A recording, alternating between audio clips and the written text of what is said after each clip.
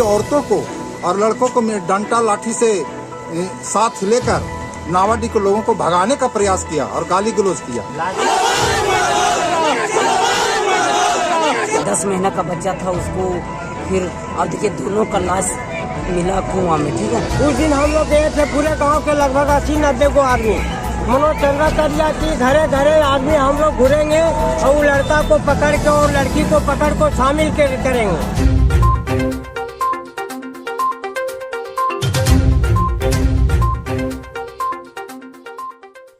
गांव की बेटी को दहेज के लिए हत्या किए जाने से नाराज हुए ग्रामीण किया विरोध प्रदर्शन। दोषियों को फांसी की सजा देने की मांग की।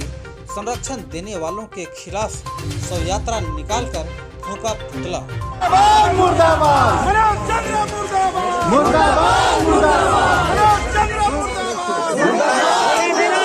17 जिले के नावाडीह पंचायत की एक बेटी का शव आज उसके ससुराल में मिलने से परिजन और ग्रामीण नाराज हो गए। नाराज ग्रामीणों ने दोषियों पर कार्रवाई और फांसी की सजा की मांग और दोषी परिवार को संरक्षण देने के आरोपी के खिलाफ प्रदर्शन किया। नावाडीह पंचायत मुख्यालय में शव यात्रा निकाली गई और आजसू नेता का पुतला फूंका गया।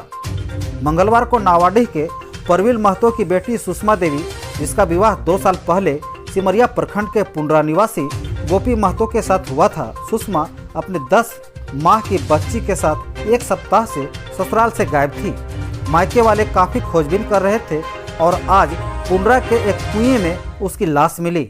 ग्रामीणों ने दहेज उत्पीड़न को लेकर हत्या करने का आरोप लगाया।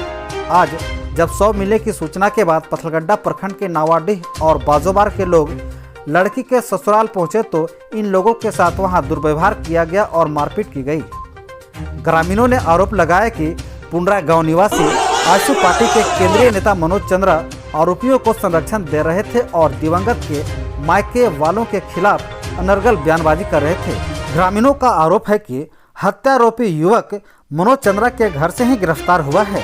इसी से नाराज आज हजारों की संख्या में ग्रामीण नावाडीह चौक पहुंचे और संध्या में मनोज चंद्रा का शव यात्रा निकाली। शव यात्रा नावाडीह, बाजोबार व अन्य गांवों में निकाली गई। इस मौके पर पथलगड्डा प्रखंड के नावाडीह, बाजोबार, बोगासाड़म, डमोल व आसपास के 2000 से अधिक लोग इकट्ठा हुए और हत्याकांड में शामिल लोगों और संरक्षण देने वालों के खिलाफ कानूनी कार्रवाई करने की मांग कर रहे थे। पूर्व पंचायत समिति सदस्य महावीर प्रसाद ने बताया कि जिस तरह से यहाँ के लोगों को गुमराह किया गया और दोषियों को संरक्षण दिया गया, इससे नाराज होकर ग्रामीण प्रदर्शन किए और मनोज चंद्रा का पुतला फूंका। इधर मनोज चंद्रा ने बताया कि उन पर जो आरोप लगाए गए हैं वो निराधार है। गांव घर के बेटी के ऐसा हुआ, ठीक है, लेकिन मनोज चंद्रा पूरा उसका सपोर्ट किया। ठीक है, 10 महीना का बच्चा था उसको, फिर अब देखिए दोनों का लाश मिला कुआं में। ठीक है, यहाँ पे हम लोग बहुत सपोर्ट किए थे मनोज चंद्रा को और अब यहाँ पे बोल रहे हैं कि कोई भी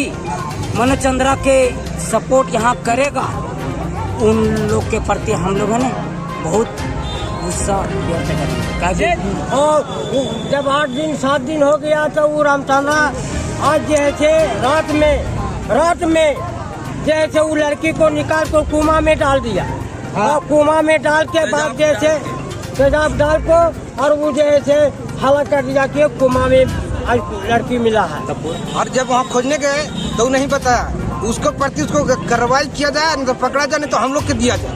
नहीं तो उसका मौका मिला और वो घर से लाश निकालकर कुएं में डाल दिया। नावाडीह के जनता आक्रोशित होकर उस गांव में गए कुछ न्याय के ख्याल से, लेकिन वो लड़का को जब भी गया तो देखा तो यहाँ उसको मनोज चंद्रा के घर से ही बार बार निकल रहा है, आना जाना कर रहा है। तो यहाँ के लोगों को समझ में आया कि मनोज चंद्रा एक ऐसे युवा प्रत्याशी हैं आजसू पार्टी के, तो इस तरह से उनको नहीं करना चाहिए। अगर उनको पहले से जानकारी था, लड़का संरक्षण के ख्याल से अगर ले रहे हैं, उसको जानकारी दे रहा था लड़का, तो कम से कम नावाडीह के लोगों को ये बात का जानकारी करना चाहिए था मनोज चंद्रा को कि लड़की को मार दिया गया है या नहीं जानकारी था। कम से कम यहाँ के लोगों को समझाना बुझाना चाहिए था कि कानूनी प्रक्रिया के हिसाब से लोग काम करेंगे। इससे साफ जाहिर होता है कि मनोज चंद्रा का इसमें कुछ न कुछ जानकारी है और संरक्षण देने का काम किया है। इससे आक्रोशित होकर नावाडीह के जनता के लोगों ने